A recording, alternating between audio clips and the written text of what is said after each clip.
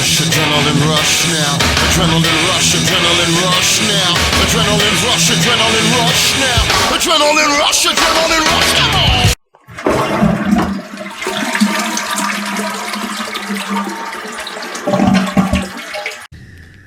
All right. I suppose we should do Impact now. Let's get it over with. This show was a piece of shit. It was. I mean, there's no other way. There's no pleasant way to describe this. There's no polite way. You know, I have written the word hate. I wrote a series of... I wrote the words hate a number of times. Let me just do a quick search here to tell you. This was the Eric Young, Mr. Anderson segment. I wrote the word hate 372 times in a row. That's how much I hated that segment. I may need to edit that some. No. If you take out a single one of the hates in that thing, Vinny, I'll kick your ass. In fact, I may add more. It was awful. It was awful. It was awfully awful. The other thing I gotta say is, I unleashed so much hatred in the Impact Report that I don't have any more for this show. Right. So I kind of ruined the show for myself by expressing... That's why you can't take any of the hatred out of the newsletter. Because the hatred needs to be somewhere. Maybe you should try doing a dramatic reading of your notes. Read it like a script. Like a book on tape. No. That segment.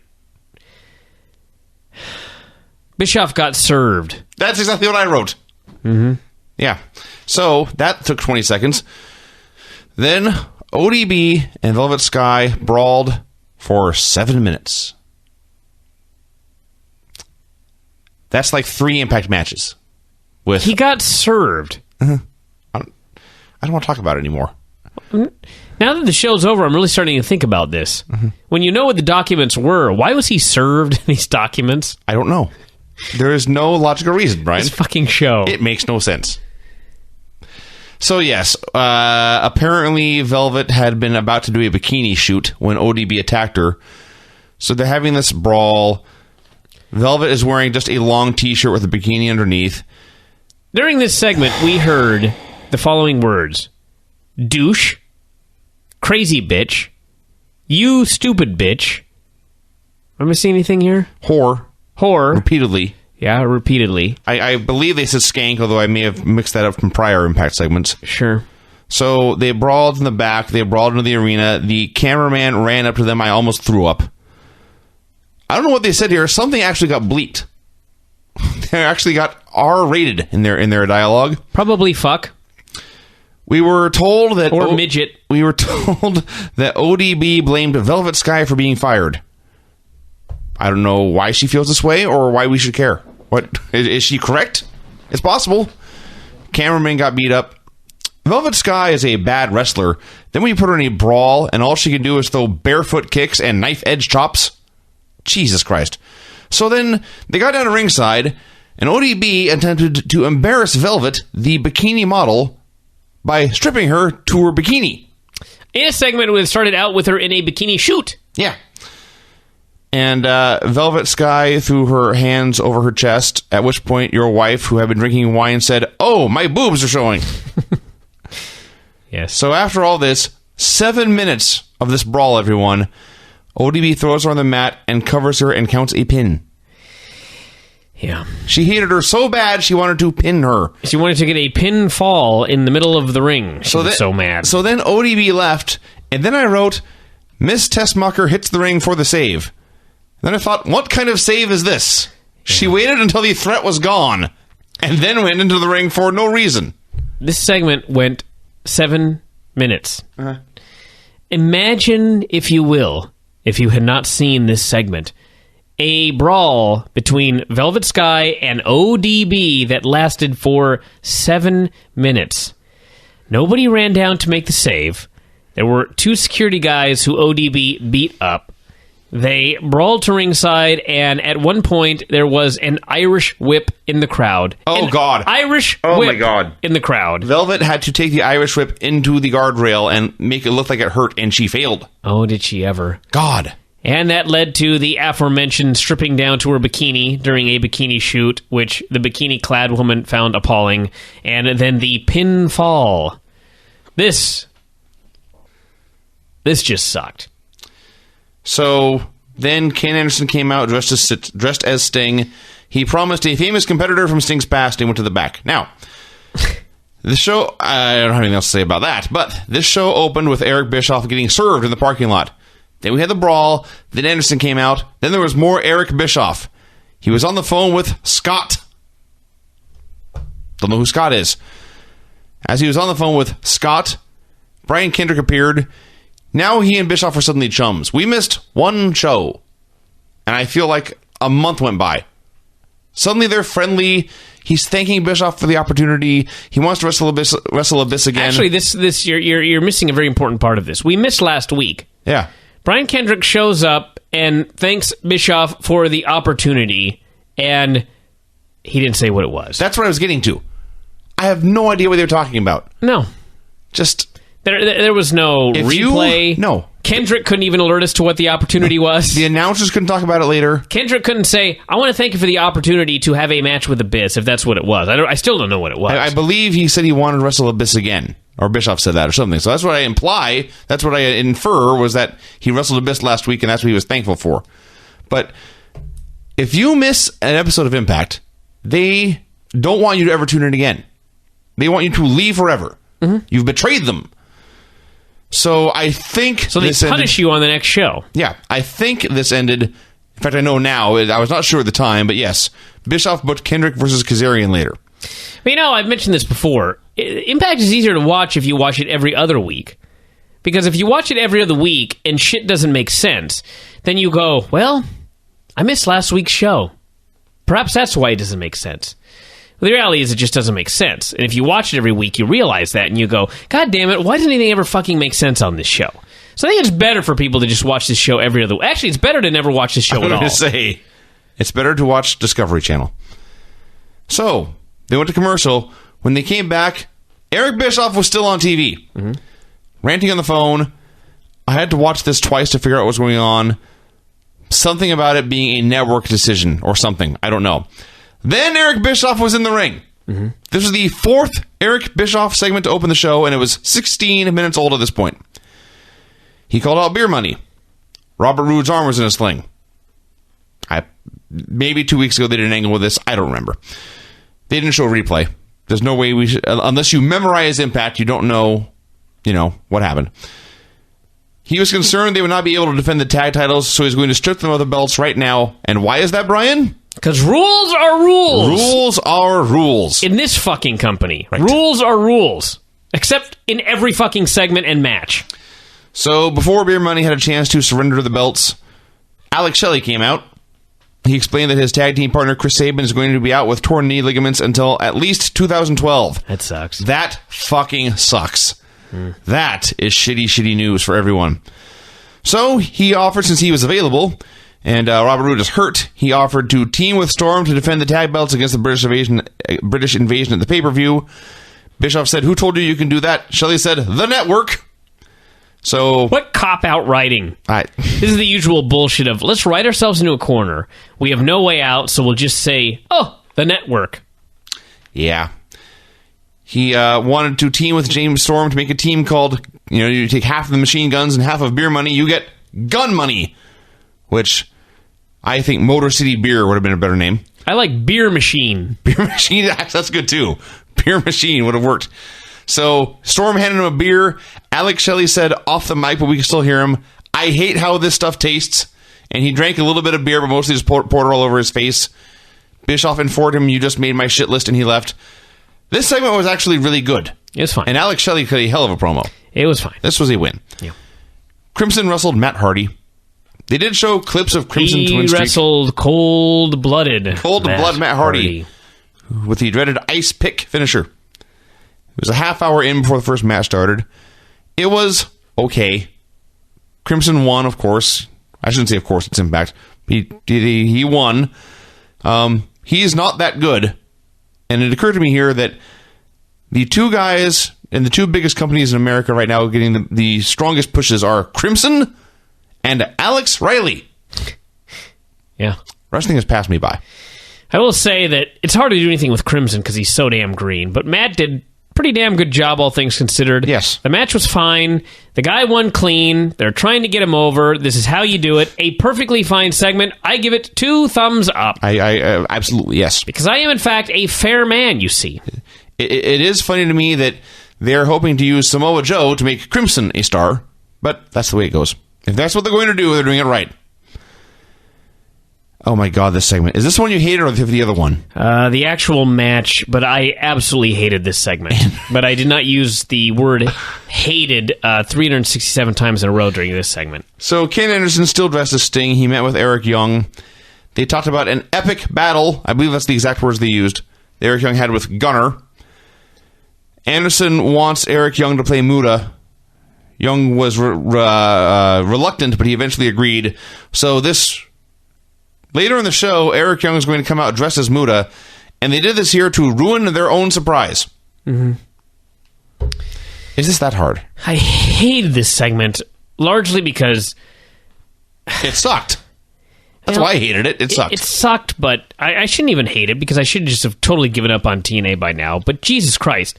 Mr. Anderson's in the main event of your next pay-per-view, and he's doing bullshit comedy with Eric Young. Yes. It only got worse. Winter was bitching to Angelina about what Mickey did last week. Something about drawing blood and scarring her for life. We don't know, because we missed a show and they didn't show a replay. No idea what this was about. So Angelina, the latest step in her gimmick, her new character development, is that she now delivers dialogue in a wooden manner. Yes. So then Eric Bischoff was back on TV. It's 2011. Eric Bischoff is everywhere. He was giving a depressed speech to his crew. This segment, I forgot about this. This is one where you just sit back and think, my God, the balls of these people. Eric Bischoff has, Abyss is there, and Matt Hardy, and Jarrett's. And Eric Bischoff is talking about the paperwork he's received that he got served, which he never bothered to read until the end of the show. Of course not.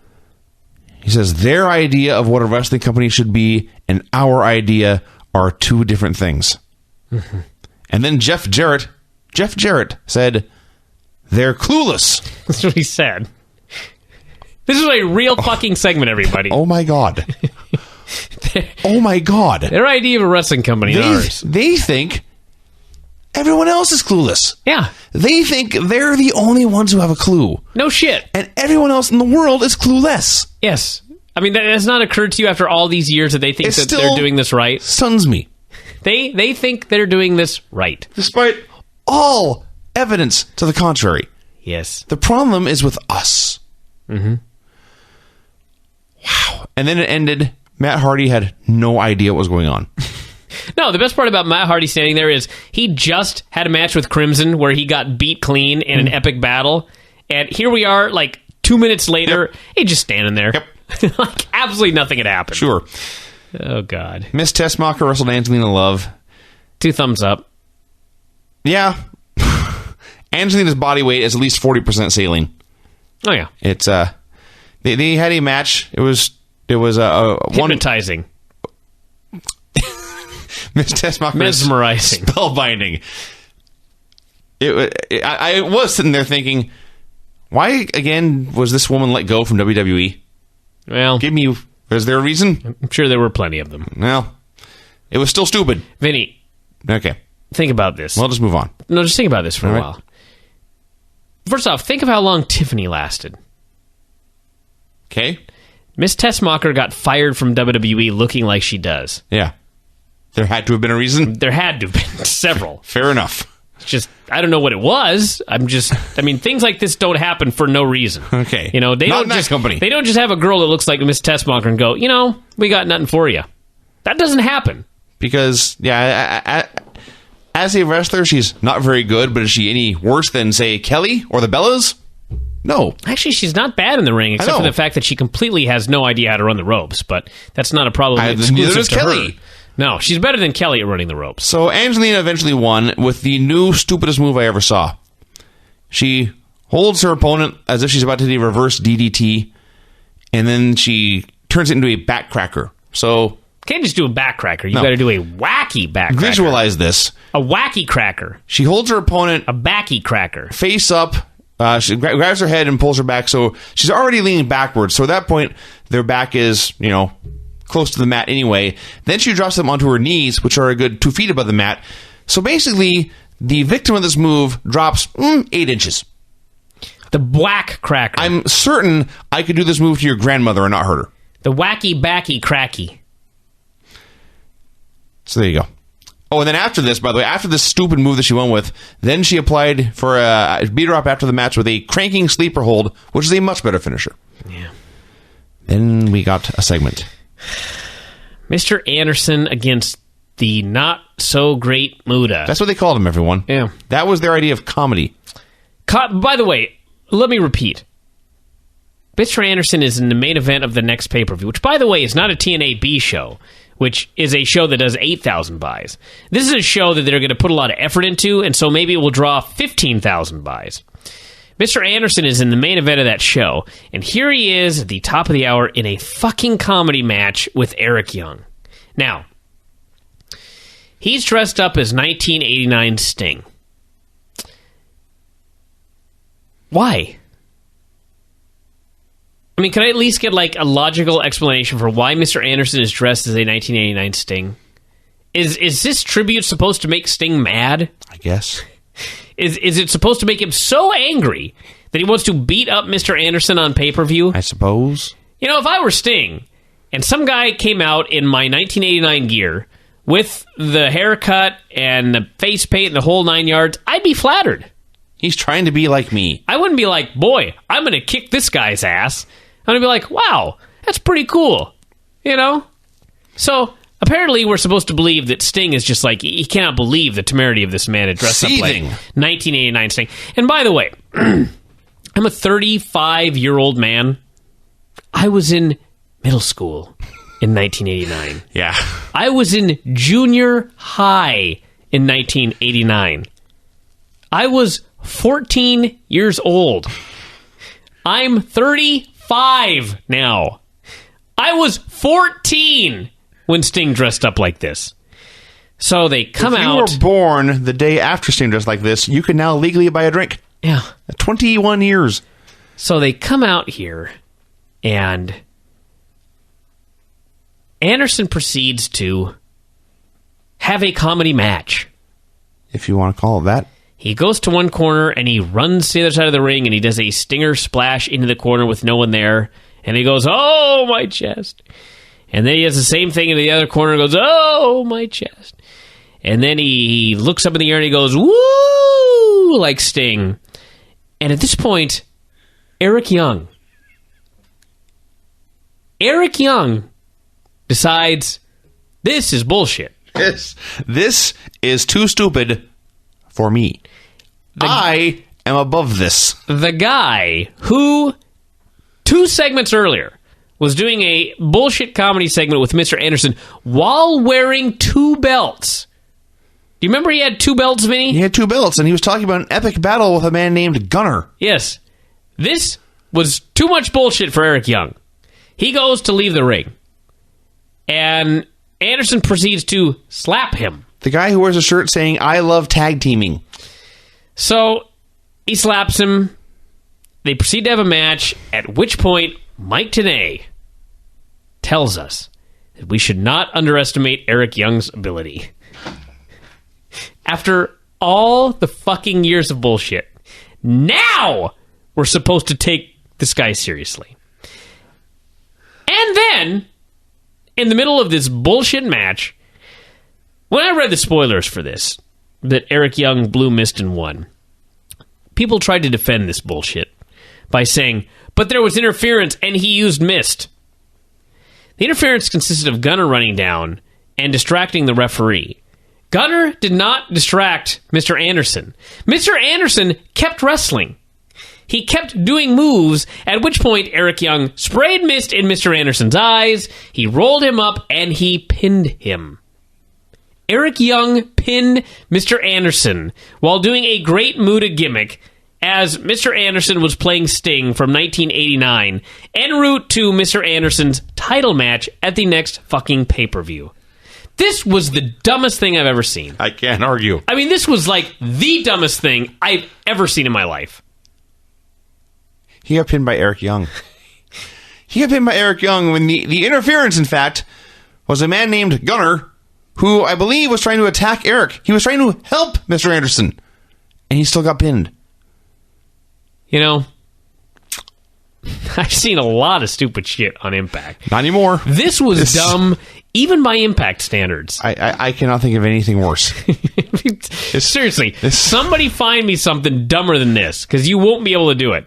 This was like the absolute pinnacle of the stupidity of this company, was this segment right here. This circumcised... What? Circumcited? I've given up. No. This circumcised every dick angle. There are some who consider circumcision to be genital mutilation, and that's what this was like. I just couldn't believe They this. cut themselves off at the cock. I just couldn't believe this. This was amazing. This literally blew my mind. They think this will sell pay-per-views. No, they can't. I mean, really, they can't. I don't know. That happened, everyone, just as we have described. That's like a fucking... I won't even say a chapter. That's like part 2 in a Death of TNA book. That is the book. The whole book, this segment. Why TNA died. Mr. Anderson lost to Eric Young in a comedy match. God damn, this was dumb. Oh, my God. So, yes, to review... And this was on the same show that Eric Bischoff did that segment where he explained that they have a view of wrestling. Their idea of what a wrestling show is not our idea. At which point Jeff Jarrett said they're idiots. They're clueless. They're clueless. They're clueless. Brian Kendrick wrestled Frankie Kazarian. Hell of a TV match, frankly. Went to a time limit draw. this fucking thing. They have a match, and it's actually really good. Except for the part where they do this spot where Kazarian goes for his finish. Kendrick grabs the ropes to stop it. And as Kazarian turns around, Kendrick hit him with like the greatest super kick of 2011. And Kazarian goes down like a ton of bricks. Taz is like freaking out about how awesome this looked. Kendrick rushes up top, goes up for a splash, and Kazarian lifts his knees up and then jumps to his feet and starts doing moves. I mean, the most blatant example of no selling that you could even possibly have in a wrestling match he displayed here. Yeah. At which point, the bell rang. Because you see, apparently, this was on the new Impact Wrestling show where wrestling matters. This was a number 1 contenders match for the X Division title with an 8-minute time limit. Yeah. An 8-minute time limit. An odd number. Are you sure it was an even minute? So then... It may have been 7:34 or something. For those of you who've watched even, 5 minutes of wrestling in your life, you know that the referees wear earpieces.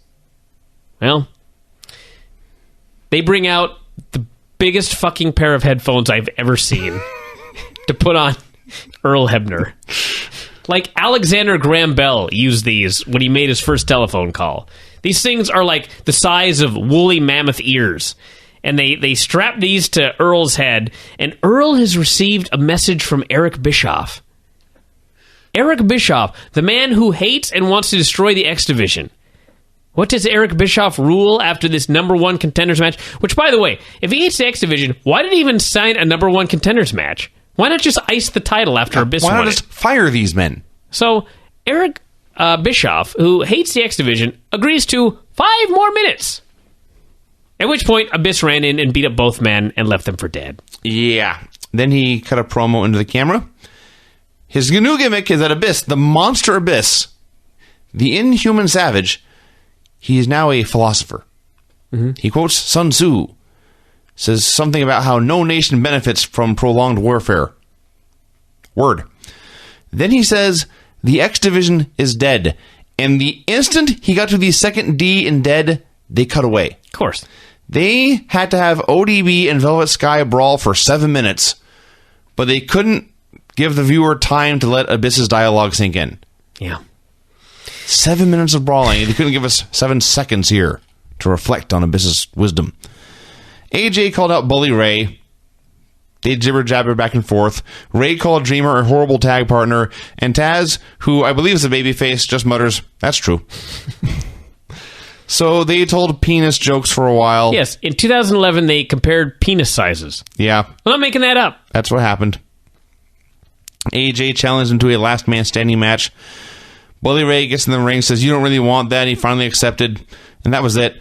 And it was fine. This feud started with Bully Ray putting AJ off the stage with a powerbomb through a table, trying to kill him. Now they're talking about how big their cocks are. They're talking about how big their cocks are, and it was a tense conversation, but they are standing in the ring a foot apart away from each other, just talking. About their dicks. About their dicks. So that's a good TNA segment, everybody. That is the best of TNA right there. Yeah. Jeff Jarrett and Scott Steiner versus Kurt Angle and Matt Morgan. It was fun for a while when Angle and Steiner were in there. I enjoyed that. Sure. And when Angle and Jarrett was in there, it was fine. And Morgan was Morgan. So it did make me laugh, though, that, Angle's shooting with Jarrett and Morgan's shooting with Steiner. So each heel was afraid of their respective rival, but not afraid of the other guy. Scott Steiner had no fear of Kurt Angle. Of course not. And Jeff Jarrett had no fear of Matt Morgan. Of course not. But they feared the other guy. That made me laugh. So during this match, we saw Hogan arriving and reading the paperwork. Then we got to the finish. This was amazing. Angle and Jarrett are on the stage. Angle puts him in the ankle lock and Jarrett taps. Karen runs out from backstage and grabs Angle in a rear naked choke. He proceeds to just sort of stand there, and so she lets go. That's not the stupidest part of this segment. So she's standing there, and he's yelling at her, and she's backing up, of course, conveniently towards the edge of the stage. And he stalks her, and she backs up, and he stalks her, and she backs up. And finally, Jarrett hits Angle, who bonks into Karen, who disappears behind a pillar on the stage. The cameraman at ringside, proceeds to rush up the ramp, which they do all the time. They film the cameraman running through the cameraman's camera view. So just the earth is shaking, and you feel like you're going to vomit. So he's running up the ramp with his camera, and he goes around the pillar, and he points down, and there's a staircase, and Karen is at the bottom, seemingly dead. She fell, you see. And Angle is yelling at Jeff, who's yelling at Angle. Karen is there in a heap. Suddenly, they cut back to the ring, and you see 2, 3. Yeah. And Scott Steiner has pinned Matt Morgan. Not only did they miss the finish of the television main event, they missed the 3 count. We only got 2 beats out of 3. We did not get 1. Because, you see, it was very important to show 7 minutes of ODB and Velvet Sky brawling.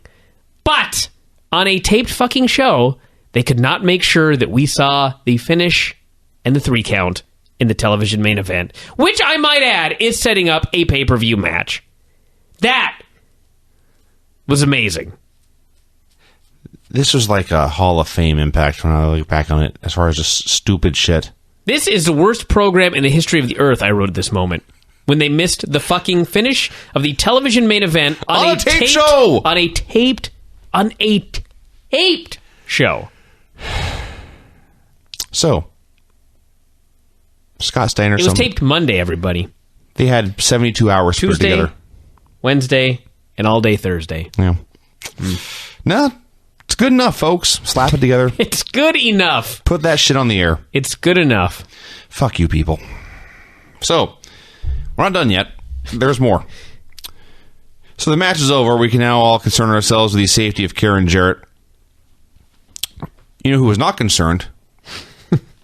Kurt Angle. Of course not. The babyface. Yeah. The hero is spending his time scolding Jeff Jarrett. Yes. This is what you get.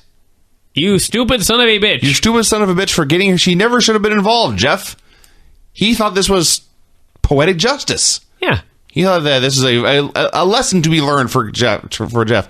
Even as he called out, "That's the mother of my children," he did so in a completely unconcerned manner.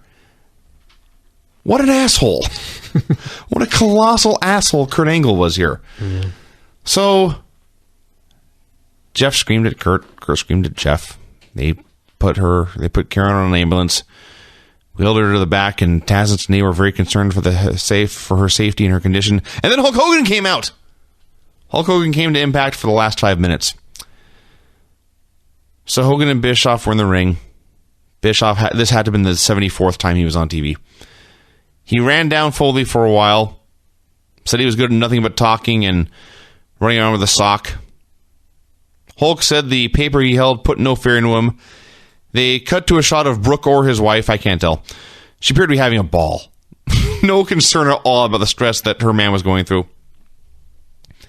We then got Hulk Hogan attempting to comprehend a legal document, which was funny. I will say this. When he was going through blah, blah, blah, I laughed. That's what he said, everybody. Yeah. He said, the greatest former WWE Intercom, blah, blah, blah, blah, blah. Yada, yada, Another yada. headliner gets the tables, blah, blah, blah, blah, blah. That's exactly what he said. Yeah. So he finally determined that this document indicated that Mick Foley had been fired.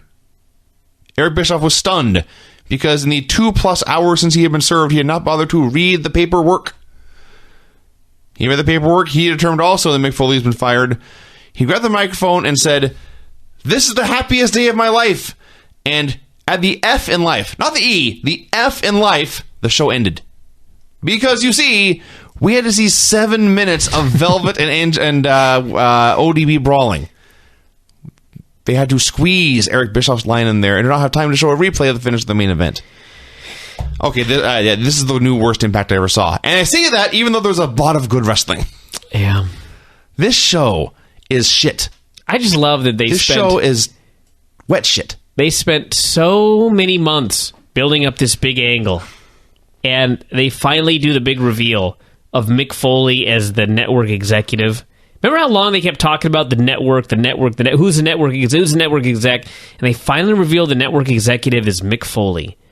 And then they edited the whole segment down from 8 minutes to about 3, so none of it makes a fucking goddamn bit of sense.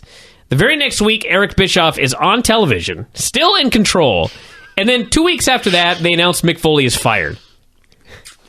That is what fucking happened. Listen, everyone. Never watch this show. I need to start a grassroots campaign to convince people to stop watching. People have all sorts of causes. They want to raise money to fight cancer or get supplies to homeless people. No, we need a campaign to get Impact off the air. Let me say something to all the wrestlers. This is my charity. All the wrestlers listening to this right now. Maybe there's some TNA wrestlers listening, and maybe there's some people that are mad.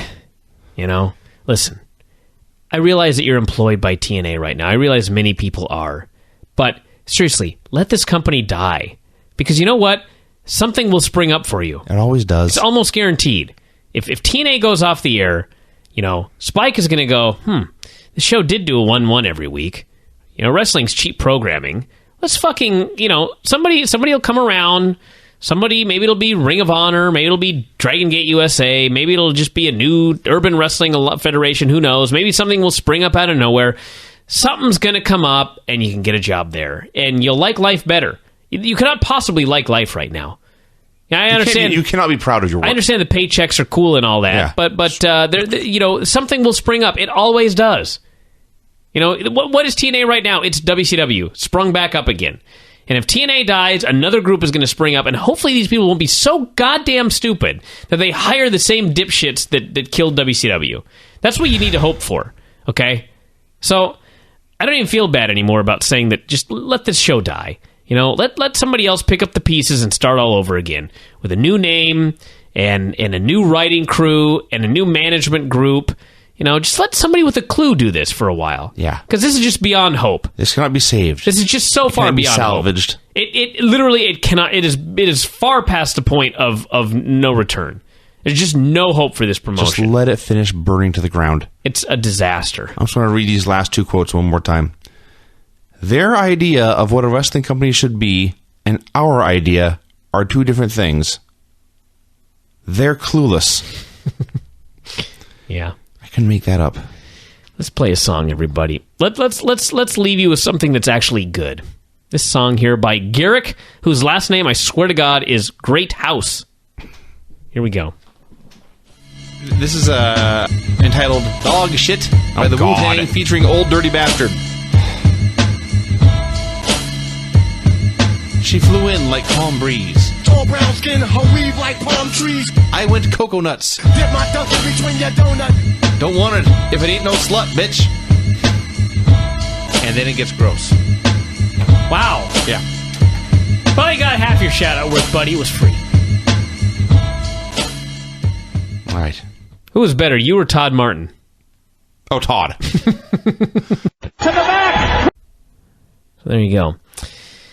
All right, talk about Impact. Come on. Let's get this thing over with. Impact. What the hell are my notes? Impact opened with Hulk Hogan and Eric Bischoff coming out. The first thing they did was kill the network angle dead. So the network figured out they were right all along. And they're all going to work together now, and that's pretty much that. Eric Bischoff vowed to treat the X Division with respect. Hogan called out Mr. Anderson as Sting. The crowd was what he did... What's that? What he did was he actually said, first off, he comes out and does his promo, and he's explaining why Foley's gone and the network's behind him, just killing off the angle immediately. And I don't want to hear anybody say that this one is not TNA's fault because Foley left the company. Reason Foley left this company is 100% TNA's fault. So he's talking about how the network backs them 100%, wrestling matters. And then he says, in 3 days, this world title match on Sunday is going to be contested in a fair and honest manner. And, quote, I want both of these competitors in the ring right now to make that abundantly clear. At no point did he mention the name Sting or Mr. Anderson. Because, of course, we're just supposed to know who he's talking about. So they came out, and then he did the usual spiel that Vinny's talking about here. The funny thing was he was talking about the new changes, and they talking about the X Division, everybody cheered, and they talked about Impact Wrestling, everyone cheered, where wrestling matters, and everyone cheered. And then Hogan vowed that he was going to handle things professionally, and everyone booed. Yeah. Impact fans. So, yes, Sting and Anderson were in the ring. Hogan said he wanted a one-on-one match with, and I quote, no run-ins. Mm-hmm. It's a no run-ins match. Yeah. So he finished his spiel basically saying they were going to have a one-on-one match on Sunday. And then Anderson and Sting were given a chance to engage in verbal debate. Anderson explained that he had been treating Sting like a joke because Sting was a joke. I thought it was a tribute. Whatever. Anderson explained that he'd been mocking him. I was like, really? You dressed up like him, you did your hair like him, you wore clothing like him, and you wrestled like him. How was that a mockery? I don't know. And moreover, even if it is a mockery, why should we care? I don't know. I can figure that out last week. Speaking of things we should not care about, Sting vowed to retain the title and then said, as long as he had the title, he has, quote, the power and stroke to make a difference around here. You know, even if the booking wasn't stupid, even if the show was not idiotic most weeks, even if they did everything right, I would be so sick and tired right now watching this show and having to hear about he who has the title has the power. How long have they been doing this angle? Oh, God, years. Have they ever had a single champion who, by virtue of being the champion, had any power whatsoever? No. Because I cannot think of a single fucking time. I hear this on every goddamn show. He who has the title has the power. Meanwhile, who has the power on every show? The heels. Bischoff. All the time. Yes. Bischoff and Hogan have the power, except for the couple weeks that they didn't have the power, but they dropped that angle flat. So, really, if I never hear the term, he who has the title has the power again, it will be too soon. I am so sick of this stupid angle. And moreover, beyond whatever power the title has, well, Sting said he could make a difference. How? I don't know. What difference is he making that with the belt that he cannot do without it? What difference has he made since he won the championship? I can't think of a single difference he's made in this company. Maybe he had no power over the Foley thing. No. He had no power over the no Foley thing. He didn't bring in the blue ropes. He's got no power over anything. So what does this have to do? I don't get this. It's stupid. Keep in mind, everyone, this is the good part of the show. So Sting then turned to Hogan, and he cuts a promo about how he wants the old Hulk Hogan back. The Hulk Hogan that, all the fans bought his t-shirts and his action figures. The Hulk Hogan that the wrestlers in the back used to look up to. And he said the problem was Bischoff, and he told Hogan to take a scalpel and cut out the cancer before it's too late. And he said this in relevance to Eric Bischoff. At which point Mike Tenay replied, and again I quote, "Sounds to me like Sting is trying to drive a wedge between Hulk Hogan and Eric." Astute. Very astute. Investigator. Tara and Mickie James against Zombie Girl Angelina and winner. This match. This is not good. And keep in mind, this was the good half of the show. The only good thing about this was that Angelina pinned Mickie to set up Mickie defending the title against Angelina on Sunday. The finish at least made sense. On paper, good job. In execution, I don't know who the agents are right now, but if they're getting paid, it's a robbery. They should be paying TNA for unleashing this shit upon television. You have a match, 4 girls, and strike one, Angelina, who is the heel, gets in the ring and points to Mickie, "I want her." She challenges the babyface. At which point, what happens? Well, Mickie just stays on the apron. Strike one! Strike two, Mickie finally gets in the ring, and they lock up, and Angelina hits a knee to the gut, and they get the heat. I must cut you off even there. Mickie only came in when Angelina was on the ground, and she came in and they did a double team. She was only willing to fight Angelina with a 2-on-1 advantage when Angelina was already down. And then when it was 1-on-1 straight match, the heel kneed the babyface in the guts and got the heat. Right. So, no cheating. No. The heel just out-wrestled the babyface. And then, I have no idea what Mickie and Winner were trying to do, but they failed. Oh, they failed this spot, mightily. Jesus Christ. I don't know what they were trying to do, but it was a disaster. They grabbed hands for like an Irish whip, and they did about 4 reversals, and then Winner just took a back bump. Yeah. And I remind you, everyone, this show is not taped. Or this show is taped. It's not live. So Mickey's about to get the hot tag. Madison comes out and yanks Tara off the apron. At which point, Angelina grabs Mickie, backcracker, clean pin. What a career move Mickie James made. So, there you go. Yeah. Everything could possibly be wrong with putting a match together in the ring. This achieved. We had Gun Money having a meeting backstage. Bobby Roode, who I ordinarily like, was pretty lousy here. He was trying to explain how frustrated he was being hurt and not being able to wrestle, but he came off just like a guy who didn't have anything to say. So Storm assured him everything would be okay. Alex said he was going to, come through and save the day, and the belt will be waiting for him when he get back. And then he led them in a cheer of, "Whoa, Bundy!" Mm-hmm. This is a reference to a show called Married with Children, which went off the air long before many of our listeners were born. Yeah. 97, I believe, is when it went off the air. Mexican America cut a promo. I don't know what they said. Then we got a segment. What were you thinking when you said the first 45 minutes was good? There was nothing good on the show. I don't know now that I think about it. What the hell were you thinking? Okay, here's what happened. I'll tell you what happened. It doesn't take too long. It doesn't sound too bad. Samoa Joe and Crimson got in a brawl in a bar somewhere. Fine. Strike one. It was recorded on a cell phone. Yes. No, they were some realism. Yeah, they were trying to say, this was unplanned and unscripted. No discussion of where the bar was or why Crimson and Samoa Joe were in the same place at the same time. Of all the places in this country that's happening to go in the same bar.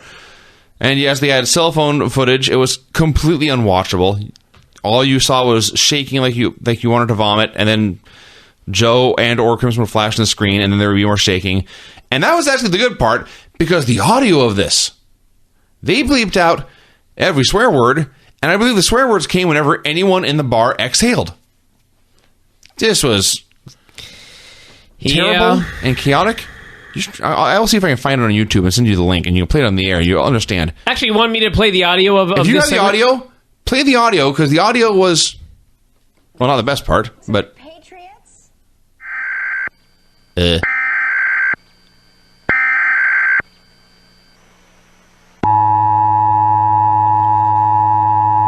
this a good representation? It was actually worse. This at least... That's at least a droning white noise. When you have this interrupted by sporadic shouts... Ah! Ah! Come here! Oh! Ooh, look at that! Ah! Required. Oops. And then astronauts. Actually, there was the random right there. Oh, this segment sucked. This It was so fucking bad. God awful. Jeff Jarrett arrived. They asked him questions. I gotta talk more about this segment, how god awful it was. First off, we said this a million times. You are aware, if Vince Russo happens to be listening right now, you are aware that you can do a second take. You are aware that you can say, hey guys, let's do this again, but everyone in the bar and Joe and Crimson, nobody say any naughty words. Just fight. You know you can do that. Infuriating segment. Proceed. All right, Jeff Jarrett arrived. He refused to answer any questions. From the worst actor I've ever heard. Hey, Yeah, Jeff. yeah. Jeff, we'd like to ask you some questions. Which, again, if this was real, why would you air footage of a guy refusing to answer questions? Why would you have the cameraman acting as the guy asking him the fucking questions? I don't know. Okay, then something amazing happened. There was a good segment. Well, Relatively. this was The tag match? Well, here's what happened. It was Shelley and Storm against Anarchia and Hernandez. Now, problem number one. They have Doug Williams and Brutus Magnus there at the announcer's table to observe the match because they're getting a title shot on Sunday. Now, you know, maybe I'd watch that and I'd think, why are they getting a title shot on Sunday? Maybe I'd think that. TNA actually made this even worse by having Taz immediately note, you guys haven't won many matches lately. And in fact, you haven't even wrestled much. So why in God's name are these men getting a title shot? So they have a match, and Shelley and Storm are known as Gun Money.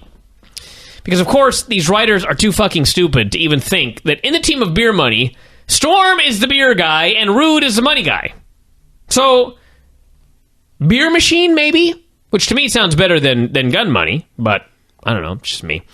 So, Storm gets a hot tag, he runs wild. Shelley hits a tope. Storm hits a backcracker. Girls take the ref. Storm spits beer in their face. Shelley then gets in the ring and tries to super kick Anarchia and accidentally hits James Storm, allowing Anarchia to get the pin. So again, right finish. Actually, it's not the right finish. It's not even the right finish. I actually, at the time, I thought, hey, right finish. They're setting up the tag match on Sunday.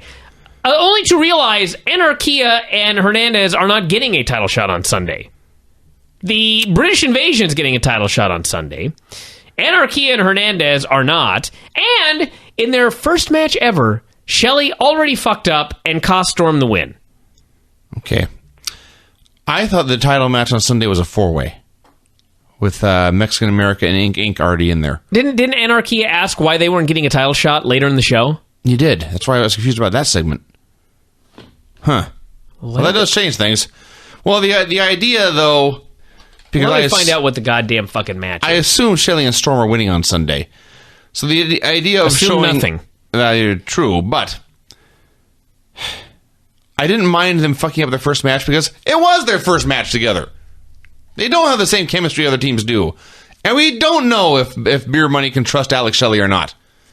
So, that I was fine with all that. Well, you look at that match. I can't even find a goddamn card for this. Well, it's TNA. It's still TNA. You can change the name, but it's still TNA. Mr. Anderson had a meeting with Gunner. Anderson was a complete douche. Gunner put up with it. They came to some kind of understanding. Kurt Angle walked around. Not making that up. That's all that happened.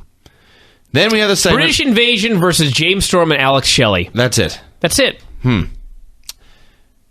does make no sense then why Mexican America would win here. You would think you would do some kind of...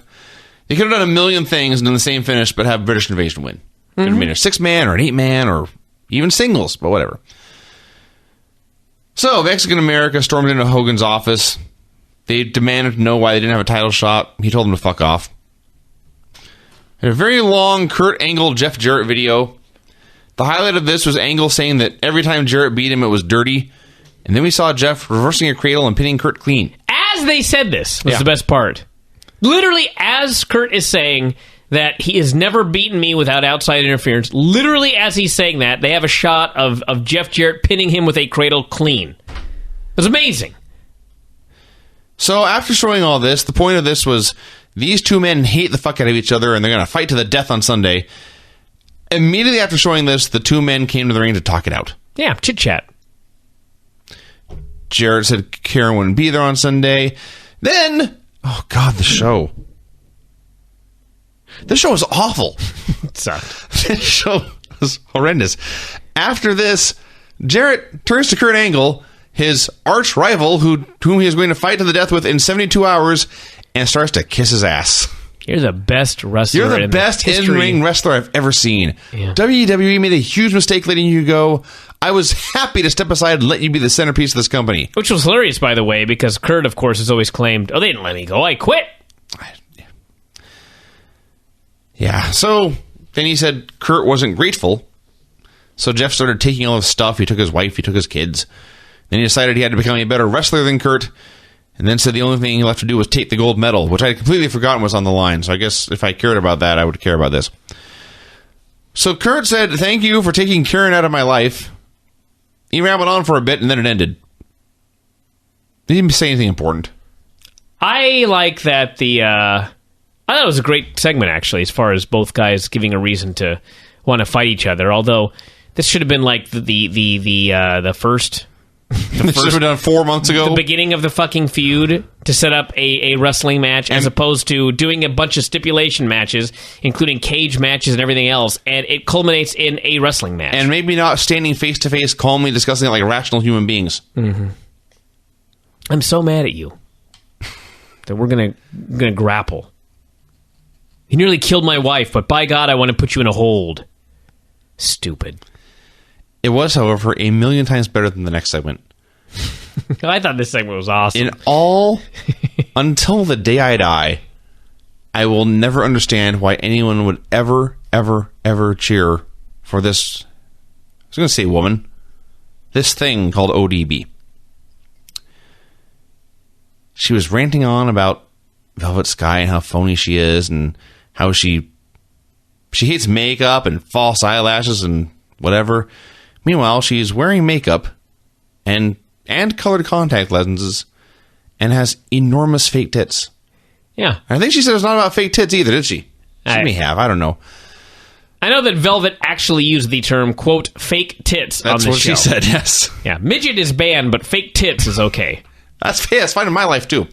So, ODB said that her conclusion to this promo was, Velvet, I'm going to show you what wrestling is all about.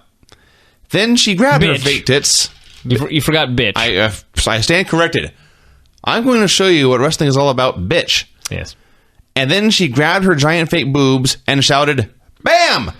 Boom! That is what wrestling is about, apparently, is fake boobs. I laughed so hard I watched this 3 times.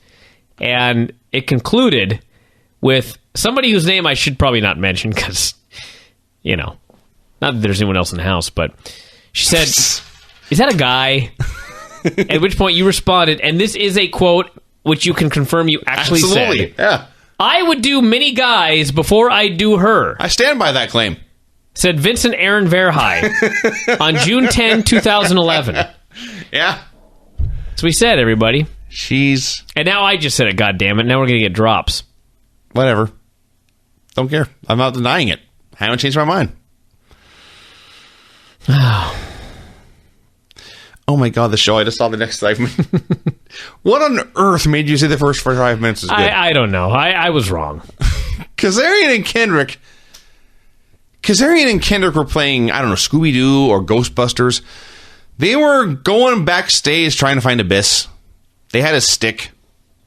They're talking about how he lit people on fire and put himself in barbed wire and shot his dad. Kendrick said Abyss was his type of guy. That was it. They were on a search. What in the fuck is happening? I don't know. This was writing. The segment was written, I suppose. Yeah. Bully Ray came down to the ring, said he wanted a tune-up match for AJ, so he challenged anyone except Devon. Because Bully Ray apparently is the only man in the company who remembers how that feud was very hot, and they just yanked the rug out from under it. So RVD accepted. They had a match. At a point in this match, they cut to AJ Styles in the stands. Standing there, leaning against the guardrail, staring at the ring. After showing him, like a minute later, fans started to cheer. It was like a slow, gradual cheer. People did not realize it was a wrestler or a star. It appeared to be a fan. Just a guy. Just taking the show. So eventually he distracted Bubba. No, he didn't. He didn't even distract him. He just stood there. Well, Bubba saw him. Yeah. Bubba noticed him. And then declared he was not getting inside my head.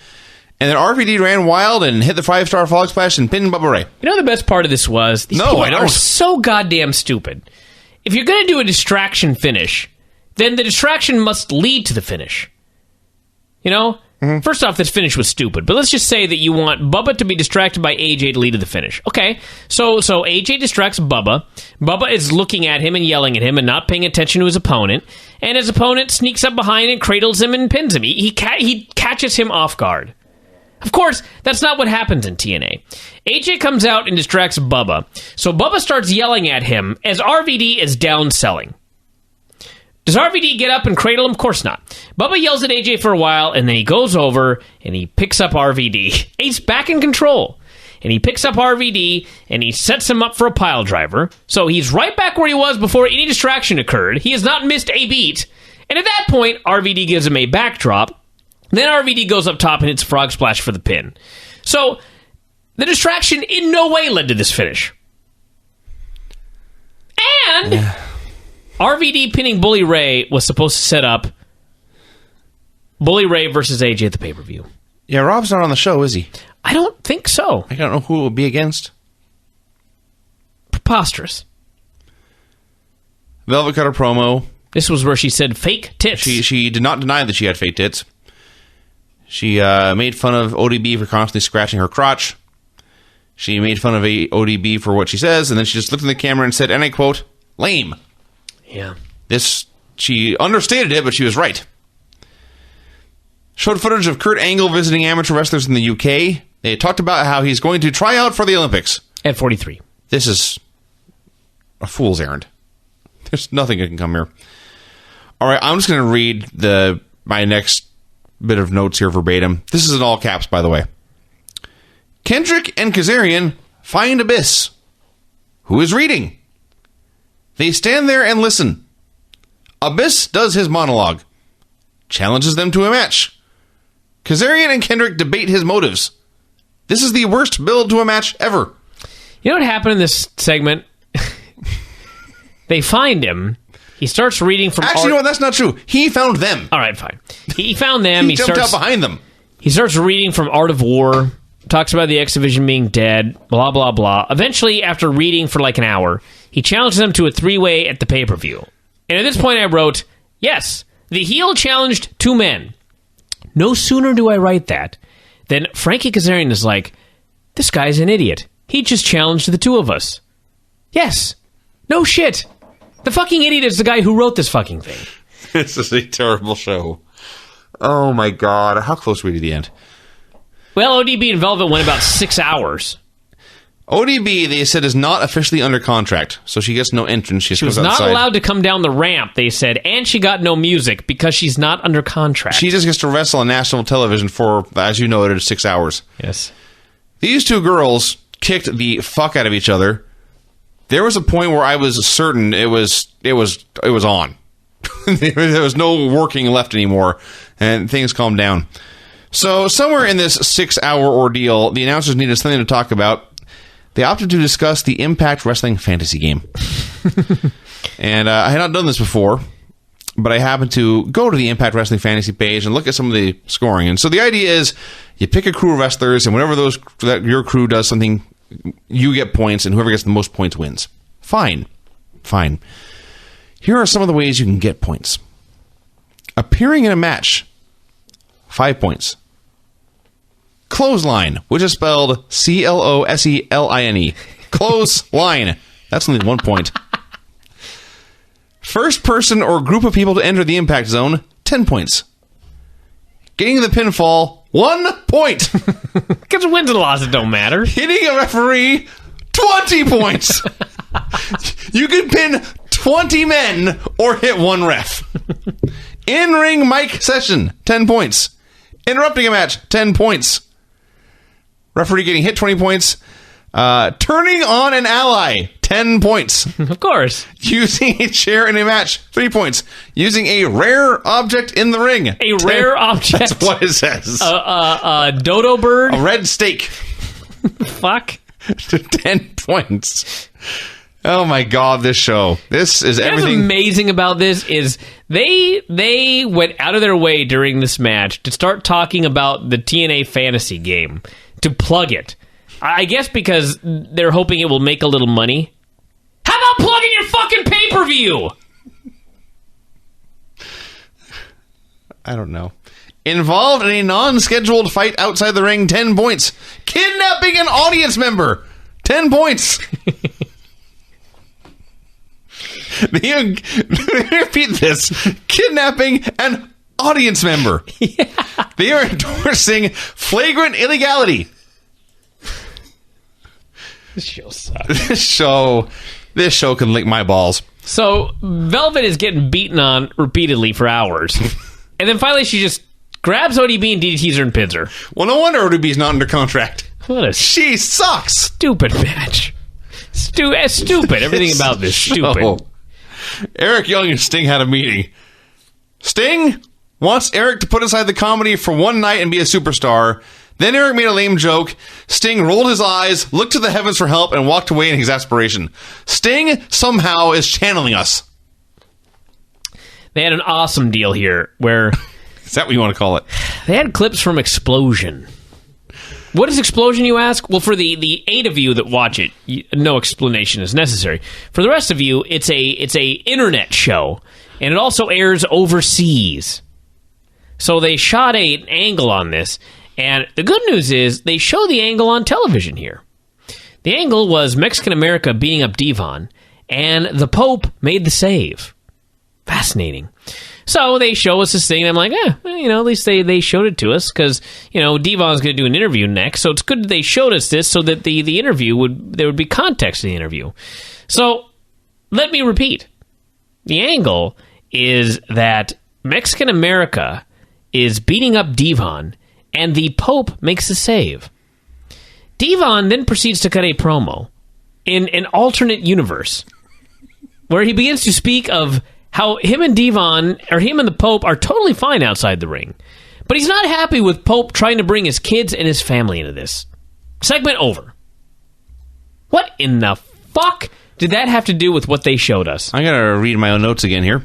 This time they're not in all caps. I was very calm about this, but it just says, I don't have any idea what's happening with Pope and Devon. I have no idea. I still don't.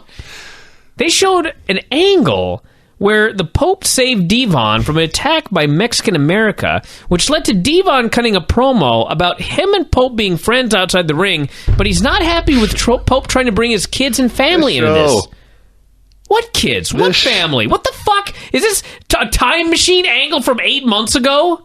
What in God's name does that have to do with anything? Why would anyone watch this program? And then the main event. Jesus Christ. Gunner and Anderson against Sting and Eric Young. So, the one good thing I'll say about this is Anderson avoided Sting early. Sting turns his back, and Anderson, from behind, gives him a rabbit lariat for the heat. At least 2 fucking people on this entire goddamn show understand how to get the heat on a babyface. You know what? No. This had to be all Sting's idea. Of course, probably. One man had an idea. Sure. So they do the match. Heat on Sting. He tags Eric Young. Eric Young gets in and runs wild. Gunner ends up getting behind him, shoving him. Eric Young bonks into Sting and falls out of the ring. The bonk counts as a tag. Gunner, everybody, pulls Sting into the ring and gives him an F5, and Gunner pins Sting. Gunner pinned Sting to set up Sting versus Anderson for the title on Sunday. I don't even know what to say. And then, after it's over, after Gunner pinned Sting to set up Sting versus Anderson for the pay-per-view, Sting pie-faced Eric, and the moment his hand touched Eric's face, they cut away and went to commercial. Unfortunately, they came back after the commercial. Now it was time for reactions. Oh my God, this segment. So, Sting's walking away pissed off. He still wants Eric Young to forget the comedy. Eric said that they had won. He said he thought Sting turned into Gunner, and they played Gunner's music. So, yes, the gimmick is that he's a fucking idiot. AJ told us the plan was coming together. We then saw... This is, for the third time I will quote my notes, because this is true. We saw a 3-second clip of Sting doing something. Yeah. We saw Anderson laughing at Sting for losing. And by the way, at least when Gunner pinned Sting, the announcers reacted in shock and tried to put it over as a giant deal. They called it the biggest win of his career, a career-changing moment. They thought this was important. 10 minutes later, Anderson informs us that Gunner's not as good as Sting. No, he's not even in the same universe as Sting. This show. So he's burying Gunner, laughing at Sting. He sees Sting coming his way, and he leaves. And by the way, before we even conclude this program, in the match, Gunner pinned Sting. Sting has been humiliated. Now let's just pretend this is not stupid. Let's pretend that somehow there are some people that watch Gunner pinning Sting and decide, God damn it, I'm going to buy this show to see Sting get his revenge on Anderson. Let's just say that such people actually exist. Now, they don't. But let's just say that there are a couple people out there that see Gunner pinning Sting and decided now they must pay on Sunday to see Sting get his revenge on Mr. Anderson. Tell us what happened at the end of the show, Vinny. So Anderson's getting a promo burying Gunner and Sting. He sees Sting coming. He apologizes to the interviewer and leaves. We then see Sting give chase to Ken Anderson through the impact lot. Poor Sting. They ran so slow. Yeah. And it's funny. You ever seen those conveyor belts at the airport? They were walking backwards on those. They may have been. You know, after last week's angle with Eric Young dressed as the Great Muta, people have been posting the YouTube links to really awesome Sting and Muta matches from the late 80s, early 90s. And you forget, because, frankly, it's been 2 decades, but Sting was once an unbelievable athlete. Yeah. Just astounding, astonishing man. God bless Sting, but he's lived a hard 20 years since then. And watching him run like he was on a dead sprint, it was sad to watch. But Anderson could not escape. No, I couldn't. Anderson went into his trailer. Sting went in there too. What a great plan, by the way. I'm being chased by an angry man backstage in a giant building. So what I'm going to do in full view of the man chasing me is I'm going to go into the smallest trailer I can find. That was his plan. That was his escape route. So they had a short brawl. Sting won. So he put him over a table or a desk. It didn't break. I don't think it was a desk, so it wasn't broken. But then we saw that Sting had paint. Mm-hmm. That's one of the 3-second clip of Sting doing something. He was grabbing his face paint. He took some red paint out. He put it on his own face. And he put it on Anderson's face, screaming, "So you want to be the Stinger?" Then he said, "Get up." And he grabbed Anderson, and he attempted to choke him to death. Mm-hmm. He put on a rear naked choke, which will in fact kill a man. And he held it on for like 20 seconds. Then the show ended. Yeah. This is the worst show of all time. Sting, It had to be. in the final seconds of the go-home show, after losing to Gunner in the main event to set up Sting versus Anderson for the title of the pay-per-view, Sting found Anderson. He beat him in a foot race. He beat the shit out of him. He got his revenge. He painted him up like a clown. And then he choked him to death. And that was your go-home angle for a pay-per-view headlined by Sting versus Anderson for Sting's title. And Sting's the babyface, everybody. You know, I've seen a lot of bad go-home shows in my day. If you go back and listen to past episodes of this program before TNA go-home shows, I've seen a lot of real bad ones. But this may, in fact, And perhaps some people can point to an example of when they had a dumber go home show, because I wouldn't put it past them. Lord knows it's possible. I would not put it past them. But honest to God is my witness, as Craig is praying for me, I think this was the worst go home show in the history of professional wrestling. I can't think of anything else. When you look at the finishes up and down this show and the way that they set up all of these matches, and keep in mind, this is like one of their A show pay-per-views, because last month I think was a B show. I could be wrong. But this has to be like on the all-time list of worst go-home shows ever. Like ever in the history of this business in any fucking company. Like, I challenge you to find a go-home show worse than this one. Just pure shit. There you go, everybody. That's Impact. Hope you enjoyed it. I didn't. No one did. No one did. It's a shit show. One just for the all-time shit list. All right, let's play a song before we wrap it up here today. What should we play? Pick a song, Vinny, any song. I say that every time, you know you don't have a choice. Play that blue song we opened the show with. Really? Should I play that mournful song? I just want to sit and listen to it for a while. I want a whiskey, neat, no ice, just a glass of whiskey, and I just want to sip and listen to that song. You can leave the room, turn the lights off, just leave me alone. You know, I was going to save this song for my own death. I want this song played at my funeral. But then I realized if I'm dead, I'm not going to be able to hear it. So I may as well play it one time here on this show. That makes sense to me. Show's called The End of the World. And it's very befitting to play this after watching the fucking worst show I've ever seen. And it would be fitting as I pass on as well, because that will, in fact, be the end of my world. So here you go, everybody. Bashful Brother Oswald, The End of the World. Play this after my demise. Here we go. To the back! Yeah, thanks, Vinny. So I got to try and figure out how to make this whole thing sound better, but, well, you do what you can do. All right, let's talk about Impact. Go. Impact opened with post-pay-per-view reactions.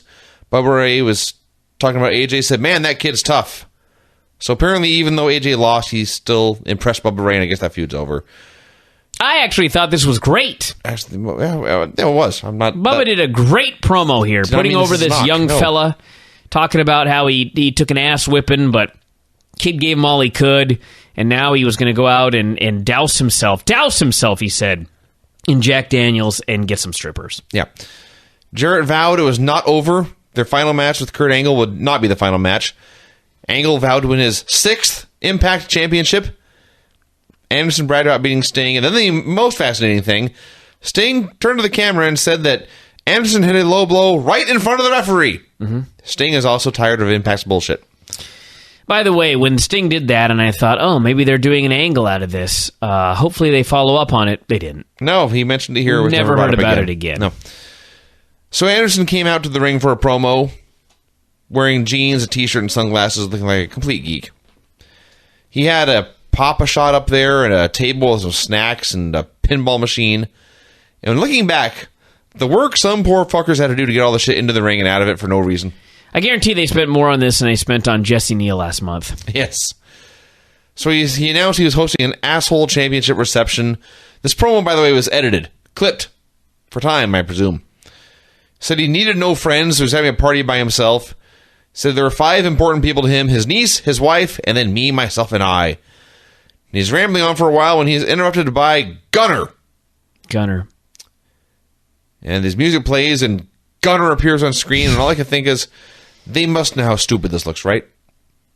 So, Gunner says he helped Anderson by making sure Sting was not 100% of the pay-per-view. So Anderson said, well, thank you. I'm done with you now. Leave. Gunner wanted a title shot. Anderson said, you haven't beaten anyone. Take a number.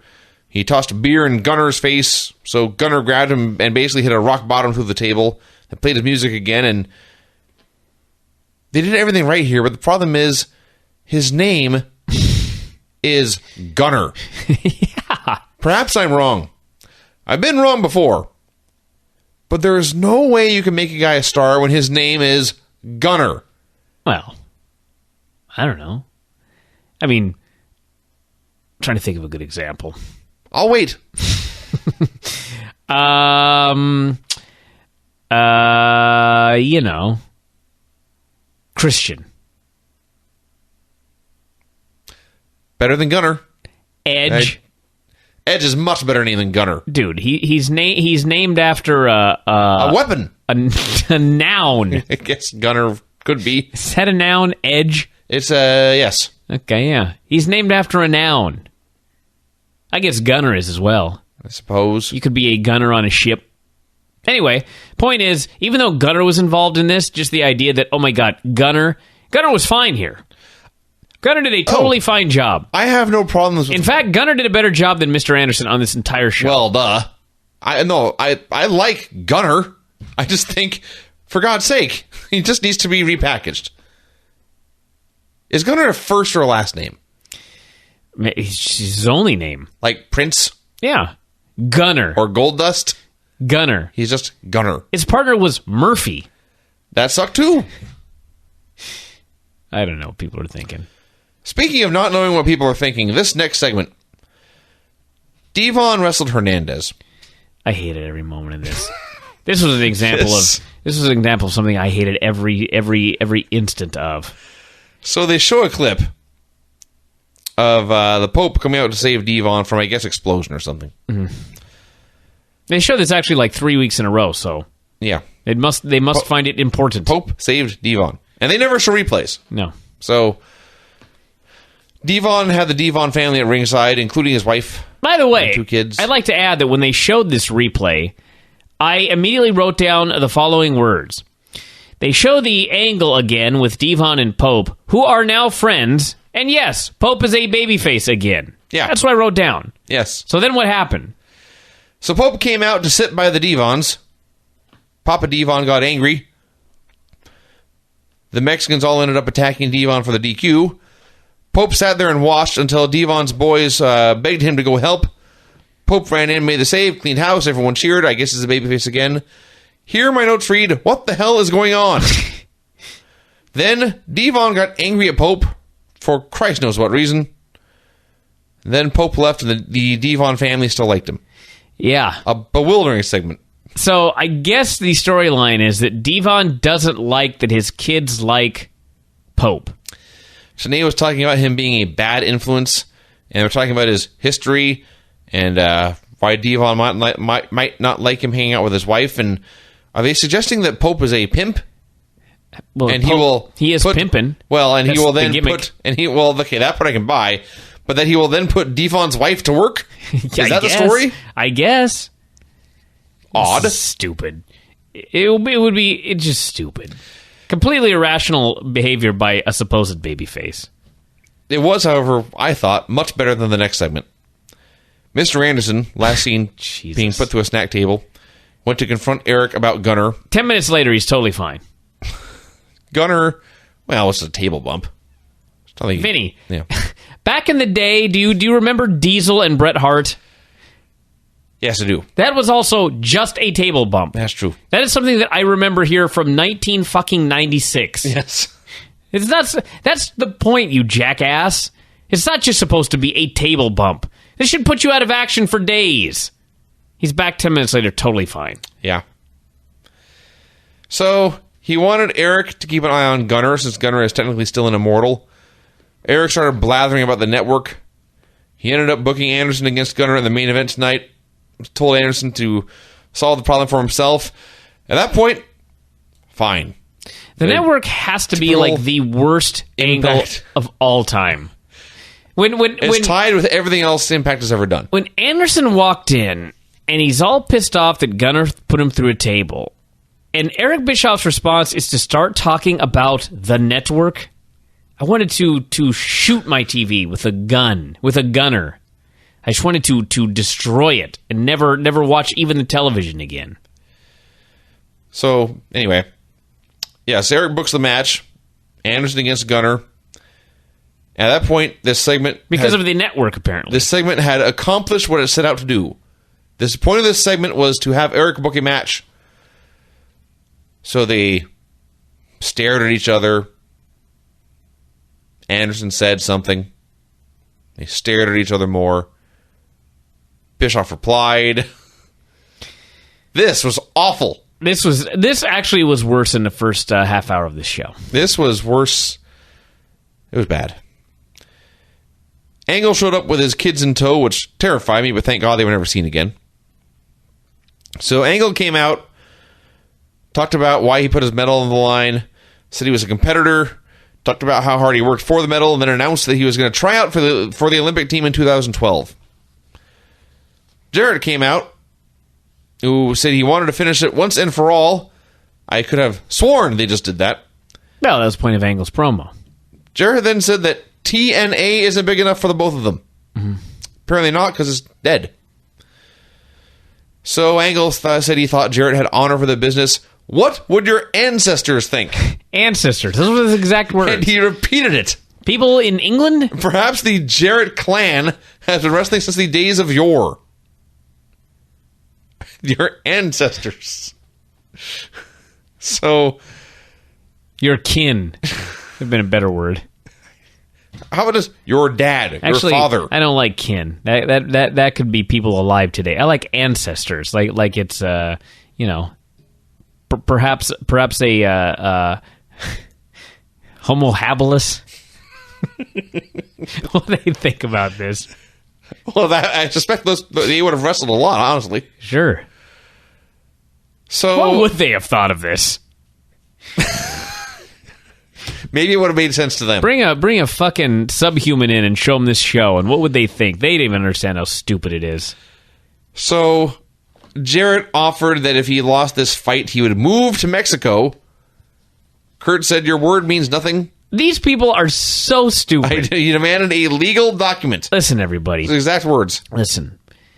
Jeff Jarrett is going to Mexico, like, right now, and he's going to be at Triple Mania. And he's fighting for the AAA World Heavyweight title. And so he's probably going to win. And he'll probably work down there in AAA for a while. So, knowing that, this was the best they came up with. He randomly, in the middle of a promo, for no fucking reason whatsoever, made the stipulation that if I lose, I'll move to Mexico. Yes. What? I realize that that's going to... It's just... Somebody... I mean, with 5 minutes of thinking, you should have been able to come up with a reason for why he's going to Mexico. What's it fucking matter anyway where you say he goes? Why did you say loser leaves town? Yeah, exactly. Why do you have to specify the loser goes to Mexico? It would be one thing if, like, Jarrett had been feuding with Mexicans for 6 months, you know? Mm-hmm. He's making fun of Mexicans and, you know, doing all that kind of thing. And then finally he just goes, if you beat me, I'll move to Mexico and not come back. Then it's like, oh, okay, that makes sense. But no, just... out of the blue, we're supposed to believe, knowing nothing else, that Jeff Jarrett decided in the middle of this fucking promo, when Kurt Angle is asking about his ancestors, he decides, hey, I'll put up the stipulation. If I lose, I'll go to Mexico. Preposterous. But it's what happened. That's what happened. Then we had, I think I've said this about a half dozen times in a row now, a segment that sucked. Not surprisingly, involved Eric Young. Actually, there was something before this that sucked. What did I miss? They announced they're doing some sort of tournament deal where the winner gets a title shot at Bound for Glory. You know when Bound for Glory is? November? October. So they're going to do a tournament. And what do you believe the odds are? Where's Todd Martin for Todd's odds? What are Todd's odds are actually going to finish this fucking tournament and the winner is actually going to get a title shot in 4 months? Not good. I'd say 0%. Yeah. And there's more on the tournament later, by the way. Get to the tournament.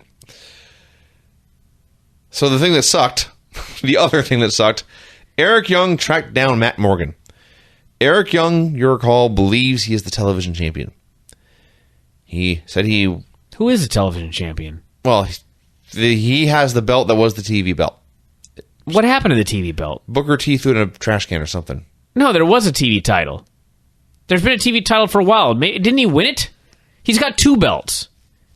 One is the belt that got thrown in the garbage can. Maybe yeah, for the Jeff Hardy belt. And then he actually, I believe, won the TV belt. Right? He may have. I think it started as the Legends title and then turned into the TV title. You're actually looking this up? Yes. Now Who cares? Because I want to know who he fucking won this belt from. So the point is... Eric Young is TV champion, whether real or fictional is actually secondary to this. He said he wanted to wrestle Matt Morgan. He wanted to wrestle Matt Morgan in a title match, Morgan wanted no part of this because he was in the Bound for Glory series for a title shot. And Eric said... Eric Young beat Gunner. Well, there you go. For the title. Go on. So, yes, Morgan says he's in the Bound for Glory series, to which Eric replies, and I quote, "We're working at Bound for Glory?" Working. Working.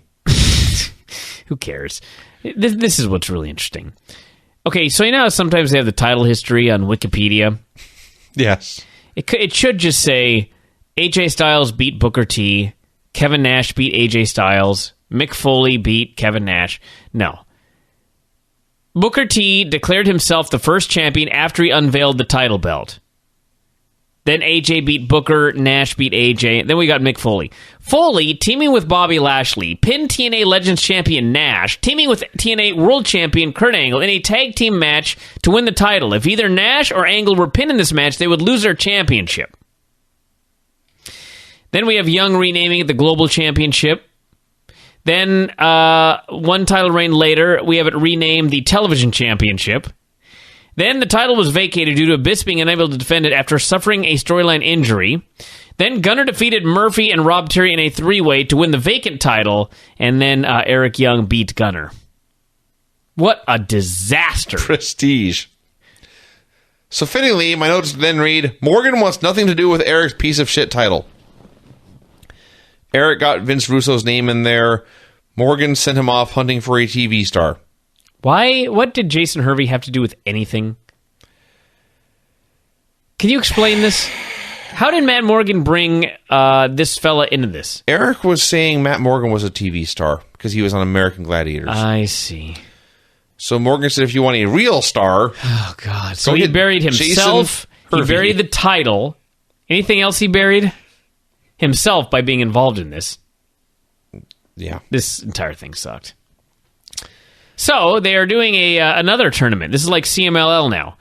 They've got the they've now got an X Division pay-per-view coming up, coming on the heels of them burying the X Division. The winner gets a title shot of the pay-per-view. The first match was Kid Cash, Jimmy Rave, and Austin Aries. 3 of the 12 people, is that correct? It says it was a 12-man tournament. Anyway, this was I had more fun watching this than I have watching anything else on the show probably in all of 2011. Fair. This goddamn match was great. Austin Aries was completely outstanding. If they don't sign him right now and bring him in and give him a huge push, then they're complete fucking idiots. I know the answer to the question. They're complete fucking idiots. Well, they are, and by the end of this, and you know what? I will sound like a fool in 2 weeks, but it was clear to me Austin's winning the entire thing. Because throughout the match, Taz wouldn't stop talking about how being a huge fan of Aries. That means absolutely nothing in TNA. I know this. Because Taz does not give a shit. I know. And Taz just says what Taz wants to say. The other 2 guys, Kid Cash was fine. Jimmy Rave has improved a lot. They had a hell of a match here. And Austin pinned Rave with the Brain Buster. This was 2 thumbs up, 5 stars. On the Impact scale. Praise this any higher on the Impact scale. This was tremendous. My nitpick, it has nothing to do with the wrestlers themselves. Don't want to hear the nitpick. Let's just move on. I don't want to downplay that segment at all. Fine. We got to give these people... Okay, talk about the next one. All right, this I can nitpick for years. Miss fucking Tessmacher and Velvet Sky are walking to the ring backstage. If you did not see this, you must. And it's not even because the 2 girls are hot. They are walking down the hall having the most ridiculous conversation in the history of conversations.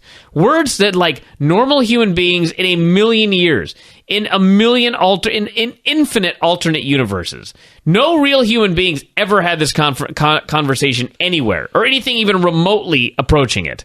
I cannot even begin to do justice to how stupid this conversation was. I'm really glad you took that over, because I didn't even know what to say about it. My notes read, Velvet and Tessmacher, I wrote down, I don't know. That's all I had to say. That's all I could think of. I could not even believe this. This goes, beyond bad acting. Because no one would actually script this. And if somebody did, wow. That goes beyond anything TNA has ever produced. This was the most ridiculous ridiculous segment of all time, I think. In the history of wrestling, I believe. I've never seen anything more preposterous than this thing that they did. So then they come out, and this whole segment was... I was filled with such intense hatred for this entire segment. It's so bad that it's comedy to me now. But I was so infuriated. They come to the ring, and first off, Tess Mocker is back wearing a skirt. Of course, they got to cover her ass. You realize she took it off when she wrestled. realized they took it off. But that brings us to the second point. So they come out like the new beautiful people, and of course they do the gimmick where they hump the ropes as they bend over. So, of course, Tess Mocker takes off her shirt, humps the ropes. They don't show it. Skirt. It's going to be 2 years before they realize that Miss Tess Mocker humping the ropes could, in fact, be hot. They haven't figured that out yet. It's just completely over their heads. So they get in the ring, and they have a match with Rosita and Sarita. Or, as Taz called her, Rose Eater. Rose Eater. God bless Rosita. But she was horrendous in this match. And... I don't even know if I can really call it like a match. It was a collection of spots. This was a clusterfuck. This is a clusterfuck by which all future clusterfucks will be judged. It was a clusterfuck of I don't know what. They just did a bunch of moves. Velvet and Tess Mocker like took the entire match, if you want to call it that. I mean, no heat, nothing. Spot. Rosita was missing half the spots. So then ODB comes out, which distracts Velvet, and Tess Mocker gets pinned. So in their first fucking match together, or at least their first match that they really push, Velvet and Tess Mocker get into a fight, and Tess Mocker walks out on her. Velvet proceeds to begin screaming at ODB, and she's yelling and screaming, and suddenly another fucking girl runs in out of the crowd and attacks Velvet. This was a return of Jacqueline, of 1990s WWF fame. She hits the ring. Her and Jackie are laying out security. And by the way, if you want a surefire way to never get laid, you go to the Impact Zone and you play security. They got laid out, look like complete geeks. They're beating people up. It goes on and on and on. This was legitimate, total nonstop action, and I don't have a single positive thing to say about it. It was horrible. And it gets worse, but we'll get into that in a moment. My favorite part of that entire segment was their setup for the hot tag was Rosita is supposed to miss a leg drop, and Tess Mocker would scramble over and make the tag. So Rosita runs at her, and she holds a leg in the air, and Tess Mocker does not move. So Rosita freezes with one foot on the ground and the other leg sticking up in the air. And only after Tess Mocker moved did Rosita fall down. Bad wrestling. Then we had Jarrett signed the contract with Hulk, and Hulk is laughing, LOL, how goofy Jarrett is, how he's the man. He's howling about him going to Mexico if he loses. Glad he doesn't give a fuck that one of his top guys may be gone forever after this particular evening. So then Sting walks in, and they have this conversation. And Hogan signs Sting versus Anderson for the title, and I quote, on the 14th on Spike. I presume that's July 14th? June 14th that's passed. A month might help differentiate between other 14ths that take place in 2011. So on the 14th, everybody, he's getting a title shot. Sting is happy. He wants to know if the real Hulk Hogan is back. And Hogan said he is the real Hulk Hogan. Now they proceed to begin yelling at each other. And they yell and they yell and they yell. And Sting gives his fucking speech about his legacy. And then he starts screaming and throwing things around. And he screams at Hogan. He calls him Terry. Because it's a shoot. Sits him down in a chair, puts paint on him, because what else do you do at a shoot but put paint on a guy? And then off he goes. Now, Hogan was going nuts after the tapings, saying this was like the best Sting he'd ever seen. And Sting had turned a corner. He was totally awesome. Turned a corner. Yeah. In 2011.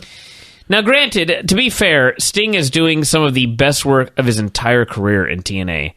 But I really felt bad for the guy during this segment. He was very good in this segment, but TNA has created this problem for themselves. Here I am analyzing TNA. I don't even know why I bother. If they had done this segment on Raw, people would be talking about it for months. Why? Because guys don't go on Raw every week and fucking flip their lids and scream and rant and rave and throw shit around and show this kind of passion. They just don't. They never do.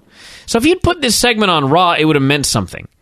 You put this goddamn segment on Impact, and as great as Sting was here, what was he?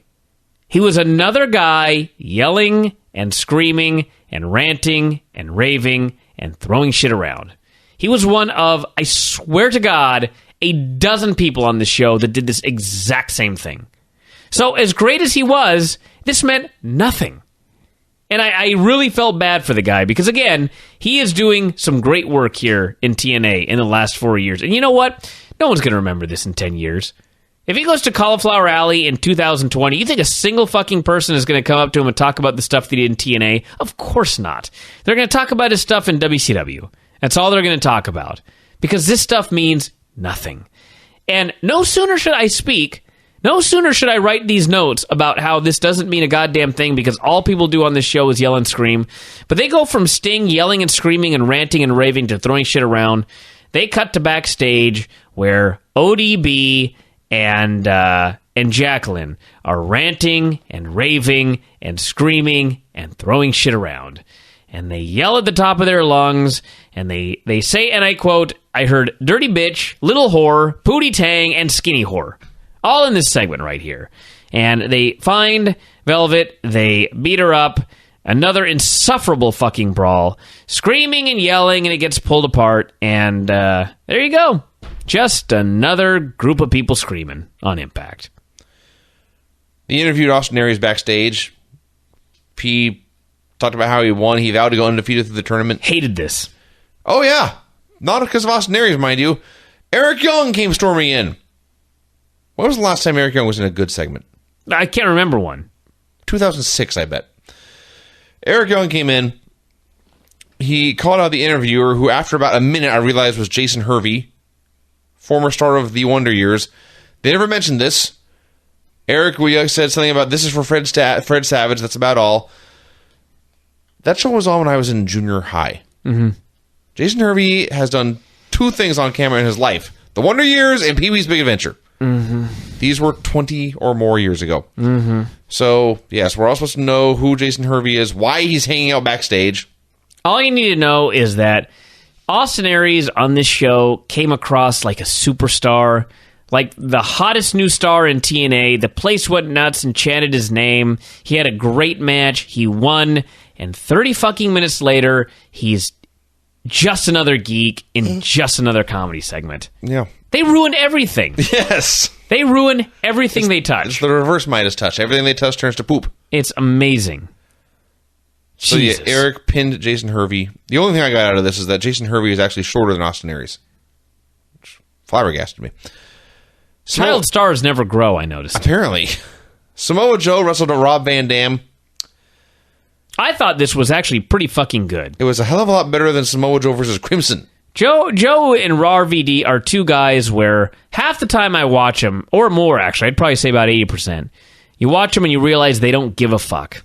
They just don't give a shit about this company. Especially Joe. This was a night where they came out here, and I don't know if it's because they were wrestling each other or they just decided, what the hell, we're going to go out here and have a great match. They went out there and they worked their asses off. And RVD ended up punching his way out of a muscle buster, knocked him off the middle rope, frog splash, 1, 2, 3. He advances in the tournament, at which point they explained, as noted, there's a tournament, and the winner gets a title shot at Bound for Glory. Now, because it's TNA, not only is it a tournament with no fucking brackets, but they explained that by virtue of this win, RVD now has 7 points. Yeah. Not 5, not 10, 7. Completely random. I don't know who's in this tournament. No. I don't know who's facing who next. No. All I know is I do know that, but Rob Van Dam has 7 points. Didn't somebody else on this show have a fucking tournament match? The X Division guys. Oh, yeah, that's a different tournament. That's a different tournament. Jesus fucking They were Christ. also, in commentary during the match, they told us submissions lead to bonus points in the Bound for Glory series. And I thought, well, perhaps you should tell us what guys can do to get points. Can't you just have brackets? and a single elimination fucking tournament So where then- if you win, you advance, and if you lose, you're out of the fucking tournament. Why does it always have to be so complicated? You know, it's not the complication that bothers me here. If they just said we'll say 12 guys. If they said these 12 guys are going to wrestle each other and they get points for winning matches, and then whoever has the most points at the end wins, hey, I can handle that. I can deal with that. But they never told us... you can't even do that, Vinny, because you know they're never going to have a tally. You know they're never going to put up how many points each guy has. That brings me to my point. They told us Rob had 7 points, and Mike Tenay said that puts him on the top of the leaderboard. And I thought, great, let's see the leaderboard. No. I was denied. There is no leaderboard. He could have had 1 point and been at the top of the fucking leaderboard. But I figured we would at least see who else was in it. Oh, don't bet you're going to see a leaderboard. We will never see a leaderboard. Of course there will not. never be standings. No. Don't bother trying to keep track of this. It will kill you. Mr. Anderson and Gunner in a non-title match. You know, when this match started, they showed footage of Gunner pinning Sting last week. In his opening promo, do you know that not one time did Gunner mention that he pinned Sting? Yeah. Kind of an important fucking point. Who would think? Especially after Anderson pointed out that he had not been there very long and other people were in line. A simple rebuttal. I did pin Sting last week. Yeah. You last week, you pinned the guy who at the time was the heavyweight champion of the fucking planet Earth. That doesn't put you in line for a title shot? He didn't even bother bringing that up. That's why he's a wrestler, not an attorney, apparently. A 6-year-old, by the way. A 6-year-old would know enough to have that guy bring that fucking point up in a promo. So, they had a match. A couple of guys loudly screamed boring. Gunner was actually completely fine when he was selling. And I was actually sitting there going, man, Gunner, good job. Good for you, buddy. And, largely good for him. But he did this comeback. I don't even know if it was a No, comeback. you can't call it that. I don't even know what it was supposed to be. He sold for a long time. Anderson had the heat on him, and then Gunner got the heat on Anderson. I guess. That's all. The pace did not change. The intensity did not change. It was just the other guy was doing moves. Anderson missed the senton, and I thought, here comes Gunner's comeback. This is going to determine whether this match goes over the little cusp from an average match to a decent match or a good match. So Anderson misses the big senton, which is the big setup for the comeback. And Gunner proceeds to stomp him and kick him and work him over slowly and methodically. It's like he was getting the heat on him. I just said that. And the fans immediately died a death. Any reaction they had to this match prior to this, they died. So Anderson went for his rolling fireman's carry. The rollerman. His rollerman, his ottoman, fireman's carry. Gunner kicked out. Crowd's dead. Anderson called for his mic. Says, like it or not, he's still the TNA heavyweight champion. Thought it was Impact Wrestling, by the way. And why did he need to alert us to that since it was a non-title match? I don't know. Gunner immediately hoisted him up, hit the F5 for the pin. Bischoff came out clapping. There you go. So then we got what I thought, the X Division match was the best part of the show, but the other best part of the show, Scott Steiner and Bubba Ray Dudley are going to wrestle next week, and they cut promos on each other. Mm-hmm. They were both awesome. They were quite great. Steiner was talking about how he didn't know what Bubba wanted with him. He knew all that Bubba liked was sugar. He said he didn't have any donuts or cheeseburgers, so he didn't know what Bubba wanted with him, but he vowed to beat Bubba's ass.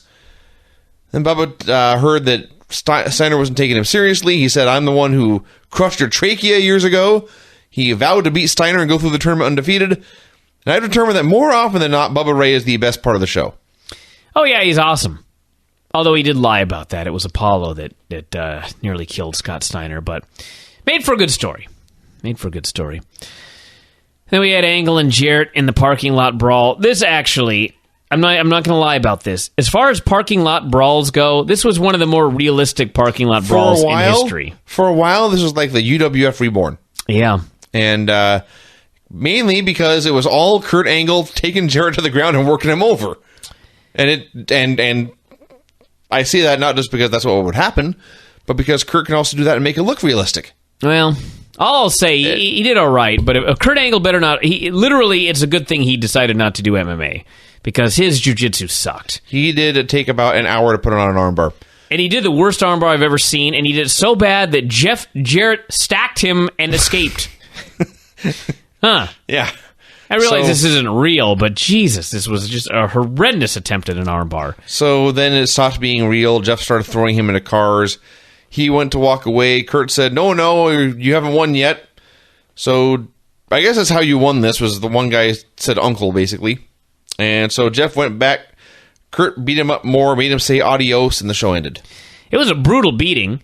He picked him up and he slammed him on the cement. He did do an amateur takedown on the cement, and two of them, and then an angle slam. Yeah. Or an angle slam onto a car. The only thing that was lame about this was, it was great when Kurt Angle was working him over, even if his grappling was. If he would have just done amateur wrestling, it would have been great. But he tried to do all this MMA stuff, and he's not really all that great at it.